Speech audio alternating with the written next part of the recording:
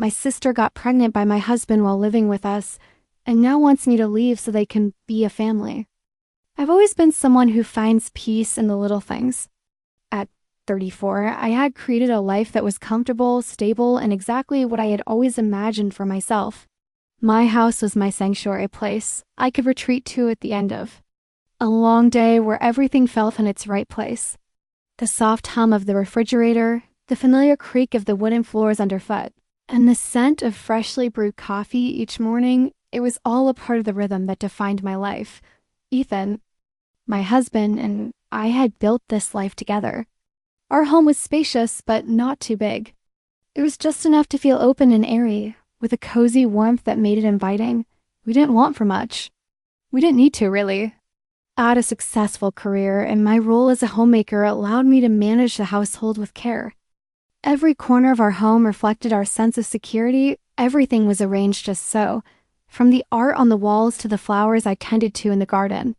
I took pride in keeping everything in order, but despite all of this, there was something that always tugged at my heartstrings. My younger sister, Lily. She was 28, and honestly, life hadn't been as kind to her as it had been to me. While I built my life around stability and structure, Lily's path had always seemed uncertain. She had her fair share of struggles, financial difficulties, health issues that never quite seemed to go away, and a general sense of disarray that followed her wherever she went. I never judged her for it. In fact, I always felt protective of her. She was my sister, after all.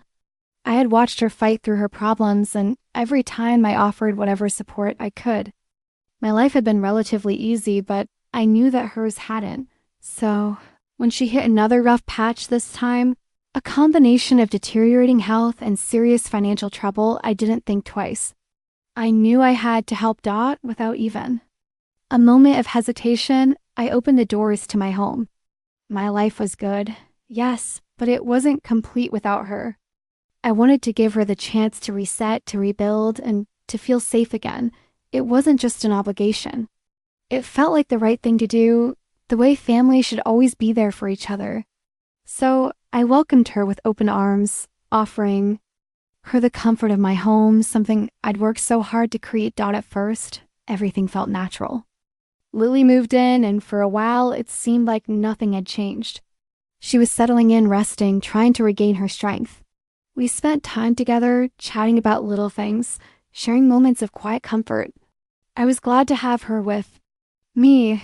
It felt good to be the one who could take care of her for a change. I don't think I realized it at the time, but something shifted. It was subtle at first, almost unnoticeable. I started to notice the way Lily interacted with Ethan. There were lingering glances, little pauses in conversation, things I might have brushed off if I hadn't been so familiar with their patterns. But no, I couldn't shake the feeling that something was off. Still, I trusted both of them. I trusted Ethan, my husband, who had always been kind and reliable. And I trusted Lily, my sister, who had always been there for me through thick and thin. I pushed the thought aside. After all, Lily was in a fragile state, vulnerable, in need of comfort and support. Ethan was kind by nature, and maybe that kindness was being misinterpreted. I told myself I was just overthinking things. After all, what could possibly go wrong? They were family. There was no reason for me to question anything. And so I tried to ignore the nagging feeling in the back of my mind, hoping it was just a fleeting thought, nothing more. Little did I know, this was only the beginning. Looking back, I can see the first cracks in the foundation of everything I thought I knew. At the time, however, I refused to acknowledge them. I was too focused on taking care of Lily, too busy with the daily routine of my life, to notice what was quietly unfolding behind closed doors. But as the weeks passed, things began to feel different. It wasn't anything loud, nothing that would scream for attention. It was the small things. The way Lily would laugh a little too long at a joke Ethan told, the way they would exchange those brief, knowing looks across the room when they thought I wasn't paying attention. I kept telling myself I was imagining it. They were family after all. Ethan was my husband, and Lily was my sister, two people I trusted completely. But even trust has its limits, and somewhere deep down I knew something wasn't right. Still, I brushed it off. There was no reason to jump to conclusions. I had seen the way they interacted before, but nothing ever stood out. Lily was recovering from a rough time, and Ethan was just being his usual caring self. What could it hurt? But as the days passed, it became harder to ignore the growing unease inside me. There was a certain tension between them now, something unspoken but heavy in the air. It felt like a shadow that lingered just out of sight, and no matter how much I tried to turn away from it, it was always there, quietly lurking in the background. One evening, I found myself walking into the living room, just as I had done so many times before, expecting to see Lily and Ethan chatting or watching TV. But what I saw instead made my heart stop. They were sitting a little too close together, speaking in low voices, and for a moment, I swear time stood still. It wasn't just the proximity between them, though. It was the way they seemed so comfortable, so natural in each other's company. It was a comfort that wasn't there when I was around. I felt like an outsider in my own home, like the space that was meant to be mine had been quietly shared, without my permission, by two people I thought I could trust. I don't know why. It took me so long to realize it, but it did. The truth was slowly seeping through the cracks in my awareness, each moment clearer than the last. And then it came to a head. Lily confessed. She came to me one afternoon, her eyes filled with mixture of shame and fear. I knew something was coming, I just didn't know how much it would hurt. She told me about the affair. The words hit me like a ton of bricks. Ethan, my husband, a man I had shared my life with for so many years, had betrayed me, and in the worst way possible. The realization sent waves of shock and disbelief through me, Dot, and then she told me something even worse. She was pregnant with his child. For a moment, I couldn't breathe. My world, the one I had so carefully built, began to unravel. How could they both do this? How could they betray me like this? It felt like the ground beneath me had shifted, like I was falling through an abyss, grasping for something to hold on to. I didn't know what to say, how to react. Part of me wanted to scream, to lash out, but another part of me just felt numb, as if my body couldn't process the weight of it all. I wanted to ask a million questions. How long had this been going on? Why? But in that moment, I couldn't find the words. All I could do was sit there, staring at Lily, trying to comprehend the enormity of what she had just confessed, and I realized then, with painful clarity, that everything had changed. My life, my marriage, my relationship with my sister, it would never be the same again. I had never felt more lost in my life. The betrayal weighed so heavily on my chest that it was almost impossible to breathe. When Lily confessed everything, her affair with Ethan, and the pregnancy, I was torn apart in a way I never expected. I had spent my life creating a home, a life filled with love and trust. And now that very foundation was shattered in one conversation. I couldn't wrap my head around it. My husband, my sister, together, and now she was carrying his child. But what came next, I hadn't prepared for. After the confession, there was a strange, almost surreal silence that hung between us. I didn't know what I was supposed to say or do. The words, "I can't believe this," echoed in my mind, but they felt hollow, not enough to truly capture the magnitude of my hurt. And just when I thought things couldn't get worse, Lily said something that left me speechless. She asked me to leave. She asked me, the woman who had opened her home to her in her time of need, to leave so she could have the life she wanted with Ethan. She told me they deserved to be a family, that she needed to start over with him, that the house should be theirs now. The room around me seemed to blur as her words settled in. I couldn't process it. She wanted me out of my own home. I remember the feeling of my blood running cold. It wasn't anger at first, not in the way you might think. It was more disbelief utter. Confusion. How could she possibly think she had the right to ask me that? I had given her a place to stay when she needed it the most. I had opened my doors, my life, and she was asking me to leave? I wanted to cry. I wanted to shout, to ask how this could have happened. But instead, I just sat there frozen, as her words echoed in my head. It felt like a dream, a nightmare, and I couldn't find the exit dot in that moment. Something in me snapped. I felt a sudden surge of clarity. This wasn't about love. It wasn't about family anymore. It was about boundaries, about my own sense of dignity. I looked at Lily, and for the first time in years, I didn't recognize her. She wasn't the sister I had always protected, always supported. She was someone else now, someone who had crossed a line I couldn't ignore. And Ethan, he wasn't the man I trusted to stand by me, to build a life with me. No, he had become a stranger too. I took a deep breath, steadying myself, and I spoke calmly but with finality. This house was mine. I had built it with my own hands, with Ethan by my side. It was my life, and I wasn't going to let anyone take it away from me. Not Lily, not Ethan.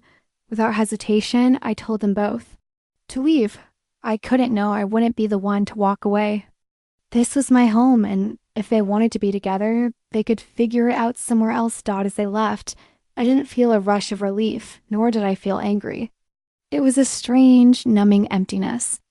I didn't know how to process the whirlwind of emotions that had taken over my mind and heart. All I knew was that I had drawn a line.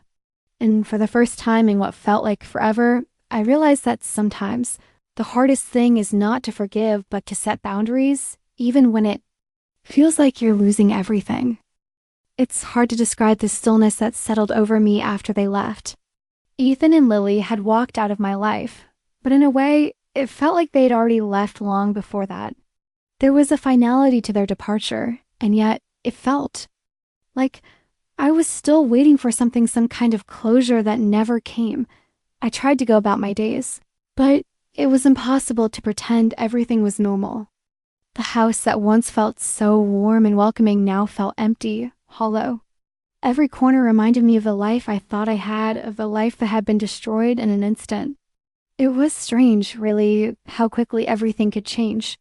How quickly something could go from being your whole world to a distant memory. But the silence didn't last long. Just a few days after they left, I received a call. It was from my parents. They were concerned about me, of course. They had heard what happened, and now they were trying to understand it all.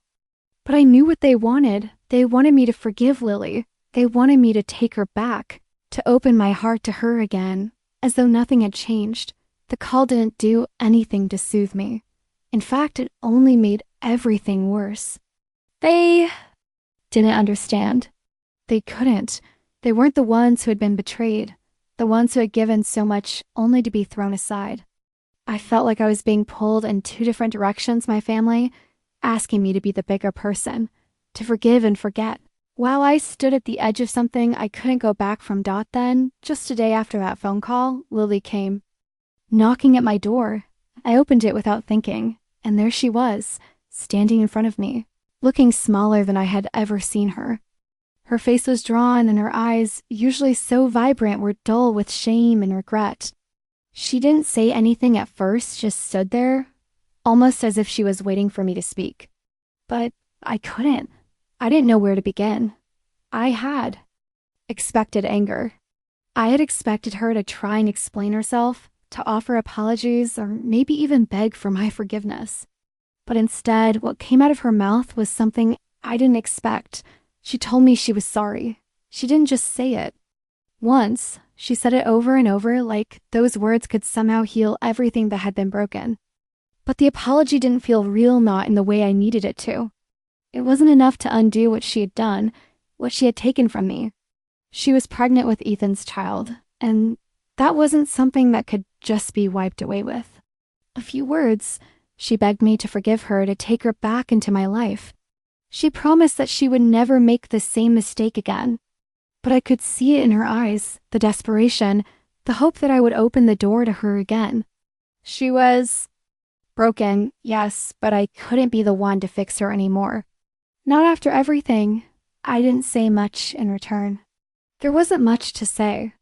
I could have told her how deeply I had been hurt, how she had betrayed me in ways I could never forget. I could have screamed at her, thrown everything she had done back in her face. But I didn't. Instead, I simply stood there, silent, letting The weight of everything hang between us. And then she asked again, "Can we start over? Please, Sophia. I need you." The words stung. They felt like a wound being reopened, raw and exposed. But as I stood there looking at her, I realized something. She wasn't the same person I had welcomed into my home. She wasn't the sister who had always been there for me when I needed her. She wasn't even the same person who had once been so full of life and potential. She was someone else now. And I was someone else too. I knew that forgiving her wouldn't bring back what we had. It wouldn't undo the lies, the pain, or the betrayal. And the hardest part of all was realizing that I couldn't just let it go. I couldn't pretend like everything was okay, so I told her what I knew I had to say. I told her that I couldn't forgive her, not right now and maybe not ever. I told her that she had hurt me in a way I couldn't just forget, and that our relationship had been forever changed. I told her that I needed time. I needed space.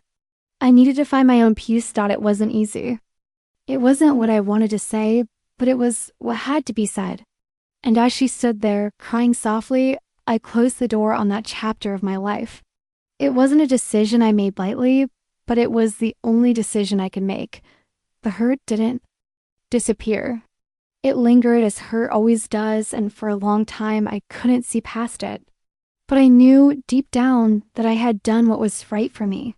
And I knew, too, that sometimes the hardest thing to do is not to hold on, but to let go. The aftermath of everything that had happened wasn't just confined to my home. It spread like a storm across every part of my life, reaching into the relationships I had worked so hard to maintain. It wasn't just Ethan and Lily anymore. Now, it was my entire family, too. When my parents reached out to me after Lily's return, I tried to explain. I tried to make them see what I had been through, how much pain had been caused. But no matter how carefully I explained it, no matter how much I tried to articulate my feelings, it seemed like they couldn't understand, or maybe they didn't want to. All they saw was a vulnerable woman in need of support, someone who had made a mistake and was now paying for it. Their focus wasn't on my hurt, on the devastation I had experienced, but on the idea of family, on the notion that no matter what, we should forgive. We should stand by each other, even when trust has been completely shattered. It felt like they were trying to force me to erase everything that had happened, to pretend that Lily was still the sister I had once cherished, that Ethan was still the husband I had built a life with.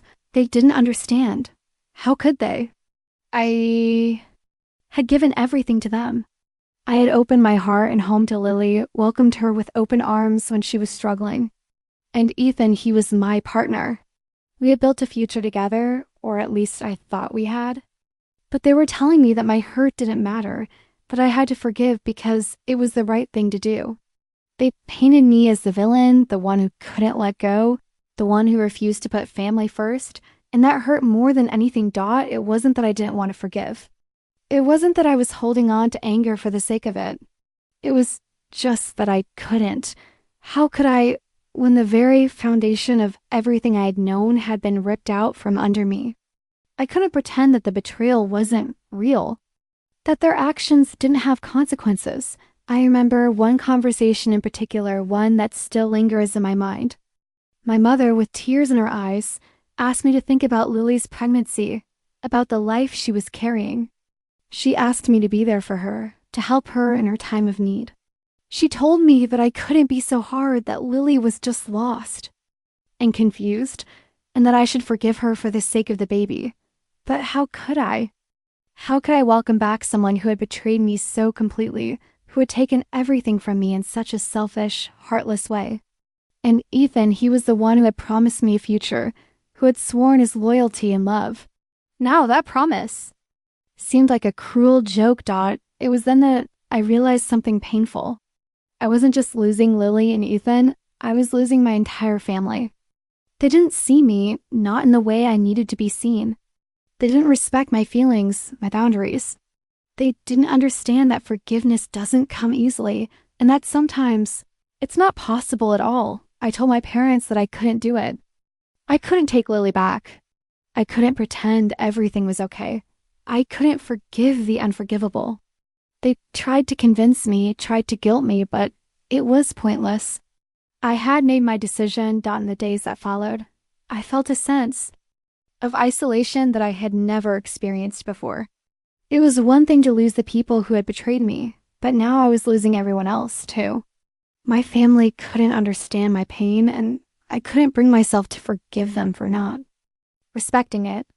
It felt like I was being torn apart from all sides, a person trapped in the middle of a storm that had no end. But in my heart, I knew I had done what was necessary.